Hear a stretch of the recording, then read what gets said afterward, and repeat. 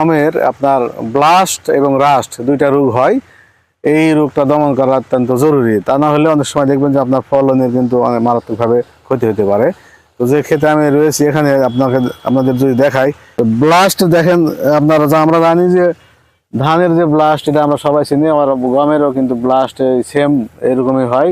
যদি শীষে ব্লাস্টের আক্রমণ হয় যে আপনার মাঝে মাঝে দেখবেন যে কিছু দানা একেবারে নষ্ট হয়ে যাবে। এখানে এইরকম অনেকের কিন্তু হয়ে থাকে। এখানে এই যে ক্ষেতটাতে আমি রয়েছি বেশ কিছু কিন্তু আক্রমণ রয়েছে। তো যদি স্প্রে দেওয়া হয়েছে, স্প্রেটা আরো আগে দেওয়া লাগতো। স্প্রে আপনাকে সঠিক সময়ে স্প্রে বা ব্যবস্থাপনা যদি নেওয়া যায় তাহলে কিন্তু এটা সহজে দমন করা যায়।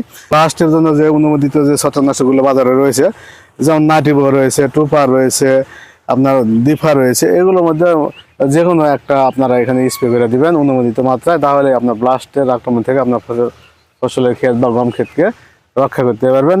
আর আমরা জানি যে গমের সেচ কম লাগে, কিন্তু পরিমিত মাত্রায় অনেক সময় সেচের প্রয়োজন হয়।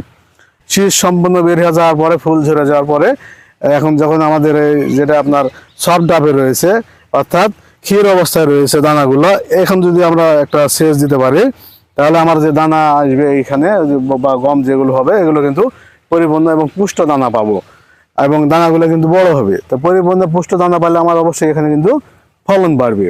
ধন্যবাদ সকলকে।